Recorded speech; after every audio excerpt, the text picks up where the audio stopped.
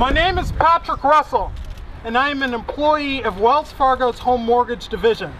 I am also a former member and organizer for Occupy Minneapolis. Yeah! A few days ago, I found out that my friend Nick Espinoza was helping to organize a protest, and unlike other events of the past, that this one would be different, that this one would take place at my doorstep, that this action and gathering offered me a choice and a question. Everyone will have a moment when it's easier to be silent, to keep your head down, to take the money and not cause waves. In very real terms, the question was, how much is your voice worth? That's right, brother. Wow. Every once in a while, I stop and think about my work with the Occupy movement, collecting stories from the participants, hearing about why they came down to Government Plaza in the first place. There are so many people who need our help. This is why, even though I'm an employee, I felt called to speak up, despite the potential consequences. I think of Zoe M., age 19, quote, "I have 1 year's worth of college education. I can't go back because that 1 year has cost me $30,000. I live with 5 other people in a 2-bedroom apartment. My roommate with a $50,000 degree works at Arby's. My education was a lie. It will take me years to pay off my mistake." Bill, quote, "Sometimes we just know. Deep down in our guts, what is right, what the people here stand for is right. Taking care of each other is right. Fighting against needless warfare is right. Food and health care for all is right. How can anyone deny these rights? Search your gut and see what is really true." It goes on and on and on. Prayers and hopes, dreams and fears, the longing of every wild thing left, the heartbeat of a city thumping so loud you can't shut it out. It's Powderhorn and North, churchgoers, immigrants, environmentalists, janitors, veterans, college students, Hmong, Somali, Armenians, thousands of voices begging for a chance, for help, for freedom, for fairness, for justice, for a taste of humanity, trying to break through debt and cubicles, dingy apartments, foreclosures, a vast political and economic machine that comes more and more to mirror the city of the dead and invisible than the land of the free.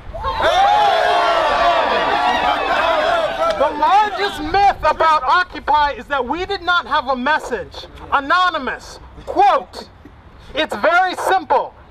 People over profits." It's the promise of our forefathers, the message to immigrants for hundreds of years, the finest desires of what this country could have been and what we can still be.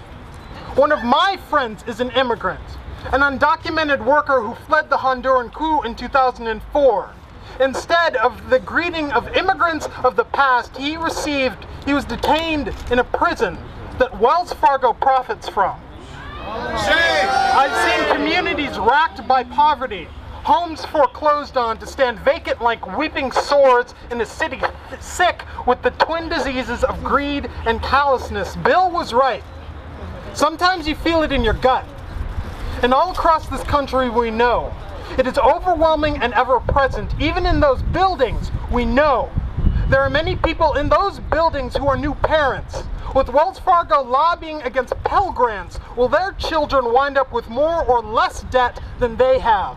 There are people in those buildings wondering what they'll do for retirement as Social Security is continually undermined by financial institutions, greedy to see us all forced to invest in the volatility of the stock market. The people in those buildings are the same as the people out here, and people anywhere. Any kin of this family, born and gone to dust under the same starry ceiling. They are new parents, single mothers, first-generation college students. I should be clear. The employees of Wells Fargo are not the same as the institution of Wells Fargo. And the institution of Wells Fargo, for having such talent and goodwill at its disposal, can do much more than degrade the fertile soil of Minneapolis which sustains it. I went on a volunteer outing with my team while grappling with the absurdity of how communities right here are impoverished by the business practices of this bank. I watched Wells Fargo replace its styrofoam cups with paper ones while funding some of the worst environmental polluters in history to the tunes of millions of dollars. Watched the celebration of Black History Month on the heels of a discrimination lawsuit from mortgage holders of color in the shadow of for-profit prisons that harken back to the legacy of slavery and racialized forced labor. If this corporation wants to do good in the world, it's time to put its money where its mouth is and replace the hollow slogans with action. It can stand with the 99% or meet its inevitable demise as the policies it puts forward destroy any hope for a future of us all. The property on 2nd Avenue, which was used as a drug den, obviously means little to Wells Fargo, but it means everything to the community that surrounds it.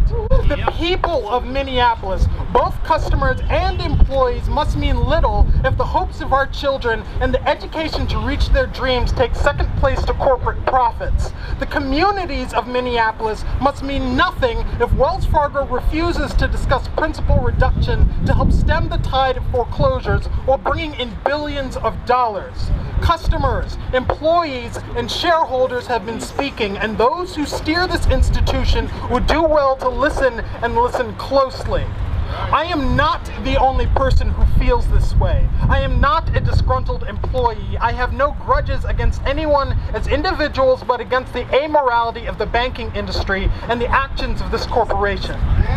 Only an insane and cruel economic system would rather see people turned away from full shelters to face the brutal winters of Minnesota alone than house them in unused properties. Ain't that right? Only a fundamentally warped institution would lobby against grants for students in an economy that it helped to wreck. Only an inhumane company would incarcerate immigrants seeking a better life and use them as virtual slave labor to manufacture goods for companies like Target and IBM. There is no excuse for this. I am not the only Wells Fargo employee who agrees with these common sense positions.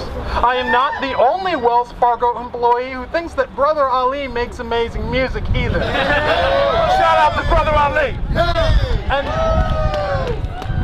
And best of all, surprise, surprise, I'm not the only occupier who works in that building. Do not mistake silence for consent. Do not be surprised when we stand forward to speak. It is embarrassing to see that Wells Fargo as an institution has been so unwilling to offer support. But if that's the case, maybe it's time for individuals within Wells Fargo to step forward. I am not ashamed to work here. I am a working American like anyone else. The big banks are working towards a monopoly on finance, but they do not have a monopoly on exploitation. You can find appalling behavior throughout corporate America, but I don't work for those institutions. I work for this one. What I am ashamed of is that it took me this long. When you make policies that affect us, remember this moment. Ask yourself how many other employees of this institution watch and judge. My favorite letter of all from my fellow occupiers is this scrap of paper. It was the answer to my question. It was how much my voice is worth. This piece of paper was able to do something a paycheck cannot. This paper was able to meet my price. Like the message of Occupy, it's simple. Just 3 words. It says, I love you. Hey! If you are up against this, you have no chance.